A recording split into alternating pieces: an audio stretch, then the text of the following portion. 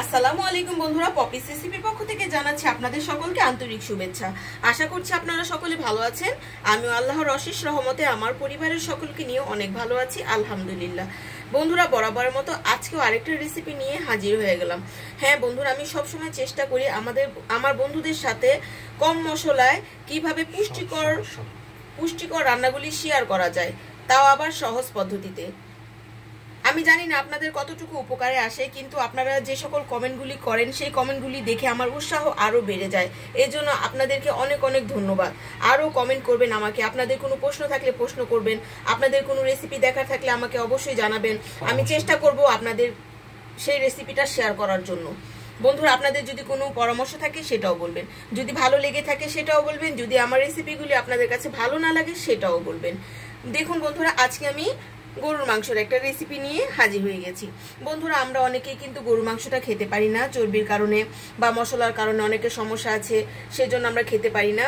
তাই চেষ্টা করলাম আজকে আপনাদের সাথে কম মশলায় সুন্দর একটা রেসিপি শেয়ার করব। রেসিপিটা কিন্তু কম মশলায়, কিন্তু খেতে কিন্তু দুর্দান্ত হয় এর স্বাদটা। আপনারা বুঝতেই পারবেন না যে এত কম মশলায় এত দারুণ টেস্টি একটা গরুর মাংসের রেসিপি করা যায়। চলুন তাহলে দেখে নেই কিভাবে আমি তৈরি করি। বন্ধুরা, এখানে আমি মাংস নিয়ে নিয়েছি 3 কেজি পরিমাণ। আমি এখানে হাড় আর চর্বি সহ মাংসগুলিকে কেটে ভালো করে ধুয়ে নিয়েছি। বন্ধুরা, এতে আমি প্রথমে দিয়ে দেব বন্ধুরা পেঁয়াজ কুচি। এখানে আমি 1 কাপ পরিমাণ পেঁয়াজ কুচি দিয়ে দিলাম।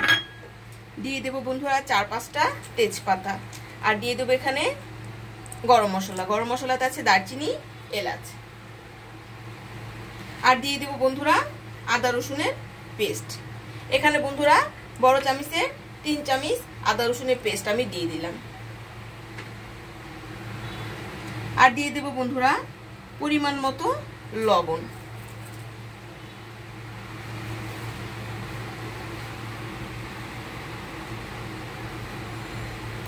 এখন এতে আমি শুধু একটাই মশলা ব্যবহার করব বন্ধুরা। এতে আমি কোনো রকম তেল ব্যবহার করব না, কোনো রকম হলুদের গুঁড়া, মরিচের গুঁড়া কিছুই ব্যবহার করব না। এতে শুধু আমি ধনিয়ার গুঁড়া ব্যবহার করব বন্ধুরা। আমি এখানে দিয়ে দিলাম 2-4 চামচ মতো ধনিয়ার গুঁড়া। বন্ধুরা, আপনারা যদি চান ধনিয়ার গুঁড়াটা কেউ খেতে পছন্দ করেন না, সেক্ষেত্রে ধনিয়ার গুঁড়াটা স্কিপ করতে পারেন, তাতেও কিন্তু রান্নার স্বাদটা পাল্টে যাবে না। এখন দেখুন, আমি এখানে কিন্তু কোনো রকম তেল দেইনি, হলুদ দেইনি, মরিচ দেইনি, কিছুই দেইনি, কিন্তু এই মাংসটা খেতে কিন্তু খুব দারুণ হয়। আমি মশলাগুলি ভালো করে মাখিয়ে নেব বন্ধুরা। আমি মাংসের সাথে মশলাগুলিকে ভালো করে মাখিয়ে নিচ্ছি। আপনারা বলতে পারেন, পপি আপু আপনি কি রান্না করছেন, এতে কোনো মশলা দিলেন না, কোনো তেল দিলেন না, খেতে কেমন হবে? বিশ্বাস করুন, আমি আপনাদেরকে 100% গ্যারান্টি দিয়ে বলছি, আপনারা অবশ্যই এই রেসিপিটা ট্রাই করবেন, তারপর আমাকে কমেন্ট করে জানাবেন যে আপু রেসিপিটা আসলে কি ভালো ছিল না খারাপ ছিল। দেখুন, আমি ভালো করে বন্ধুরা মশলাটাকে মাখিয়ে নিয়েছি। এখন আমি 5 মিনিটের জন্য রেখে দেবো মাংসটাকে মেরিনেট করে। আপনারা চাইলে আপনাদের হাতে যদি সময় থাকে তাহলে আধা ঘন্টা রেখে দিতে পারেন, সময় না থাকলে তাড়াতাড়ি রান্না করে নিতে পারেন, সেক্ষেত্রে কোনো সমস্যা নেই। কিন্তু একটু মেরিনেট করে রাখলে হয় কি বন্ধুরা, মাংসের ভিতরে যে মশলা টেস্ট আছে সেটা চলে যায়, তাহলে কিন্তু খেতে আর একটু ভালো লাগে। তাহলে আমি 5 মিনিটের মতো রেখে দিচ্ছি, আমার হাতে যেহেতু সময়টা কম। ফিরে আসছি 5 মিনিট পরে। দেখুন বন্ধুরা, ফিরে এলাম 5 মিনিট পরে। মাংসটা কিন্তু ম্যারিনেশন হয়ে গেছে। চলুন তাহলে এখন মাংসটাকে রান্না করে নিচ্ছি। দেখুন বন্ধুরা, চুলাতে বসিয়ে দিয়েছি আমি মাংসটা বন্ধুরা এভাবে করেই ভালো করে নেড়ে চেড়ে, মাংস থেকে যে পানি উঠবে বন্ধুরা, সেই পানিতে কিন্তু মাংসটা সিদ্ধ হয়ে যাবে। মাংস কিন্তু বন্ধুরা রান্না করতে অনেক সময় লাগে, পুরো প্রসেসিংটা দেখাবো না, অল্প একটু দেখালাম। দেখুন, এই পদ্ধতিতে বন্ধুরা আমি মাংসটাকে ভালো করে নেড়ে চেড়ে সিদ্ধ করে ফিরে আসছি মাংসটা পুরো রান্না করার পরে। তারপর আপনাদেরকে ফাইনাল লুকটা দেখাচ্ছি।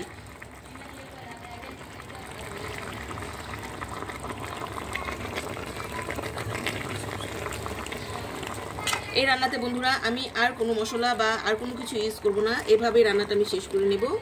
রান্নাটা শেষ করে তারপর আপনাদেরকে দেখাচ্ছি।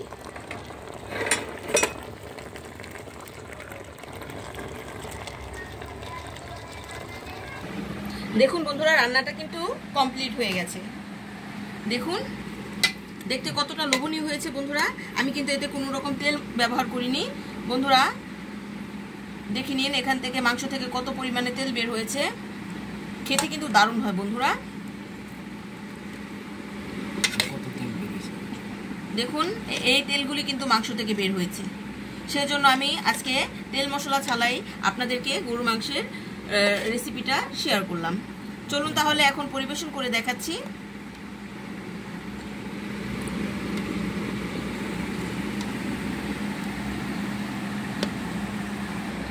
দেখুন বন্ধুরা, প্লেটে আমি ভাত নিয়ে নিয়েছি, এখানে নিয়ে নিয়েছি কাঁচামরিচ, 1 পিস লেবু, পেঁয়াজ, আর পাশেই আছে বন্ধুরা কাঁঠালের বিচির ভর্তা।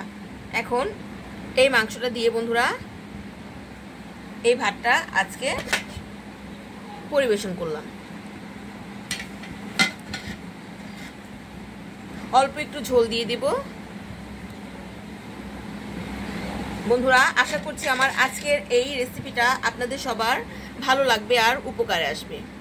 বন্ধুরা, যদি ভালো লেগে থাকে তাহলে অবশ্যই কিন্তু আমার চ্যানেলটা সাবস্ক্রাইব করতে ভুলবেন না। পাশে থাকা বেল বাটনটা অল ক্লিক করে রাখবেন, যাতে আমি নতুন কোনো ভিডিও ছাড়ার সাথে সাথেই আপনাদের কাছে পৌঁছে যায়। আজ তাহলে এখানেই শেষ বন্ধুরা। সবাই ভালো থাকবেন, সবাই সুস্থ থাকবেন, সবাই পপিস রেসিপির সাথে থাকবেন। আসসালামু আলাইকুম।